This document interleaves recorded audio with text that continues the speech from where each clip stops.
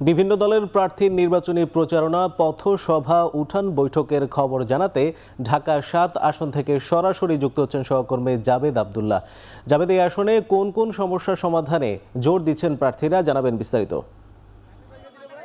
মোর্শেদ, আপনি জানেন এর মধ্যে ত্রয়োদশ জাতীয় সংসদ নির্বাচনের আর মাত্র 17 দিন বাকি রয়েছে। নির্বাচন যেহেতু খুব মাহেন্দ্র ক্ষণে ভোটারের দুয়ারে করা নাড়ছে, ঠিক এই সময়টা ব্যস্ত সময় পার করছে নানা দলের নানা প্রার্থীরা।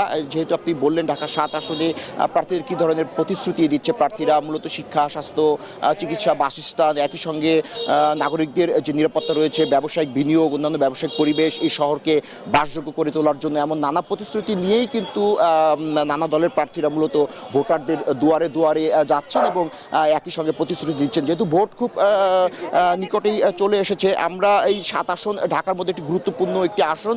এই আসনে মূলত হাতপাখা থেকে আব্দুর রহমান নির্বাচন করছে এবং জামায়াত মনোনীত যিনি রয়েছেন তিনি এখানকার বিশিষ্ট ব্যবসায়ী এনায়েতুল্লাহ, এবং তারপর এখানে স্বতন্ত্র একজন প্রার্থী আছে ইসাক সরকার, তার পাশাপাশি বিএনপি মনোনীত একজন প্রার্থী রয়েছে হামিদুর রহমান। মূলত এই চারজনের মধ্যেই এই যে ভোটের মাঠ, এই ভোটের মাঠে একটি লড়াই তৈরি হবে।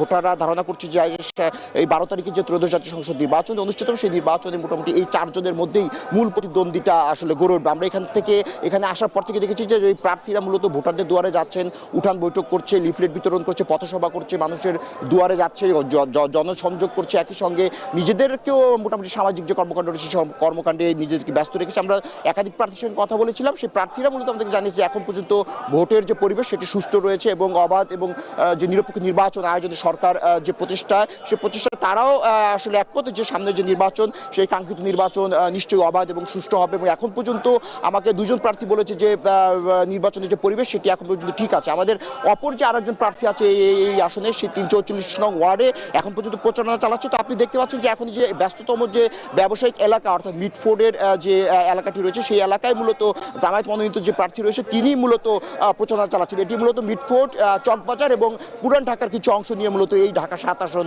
আসলে গঠিত হয়েছে। তো এই ছিল মিয়াজি আমার কাছে ঢাকা ৭ আসন থেকে নির্বাচনের মাঠে সর্বশেষ তথ্য। মিয়াজি। ঢাকা ৭ আসনের প্রার্থীদের প্রচারণার সবশেষে জানাচ্ছিলেন সহকর্মী জাবেদ আব্দুল্লাহ।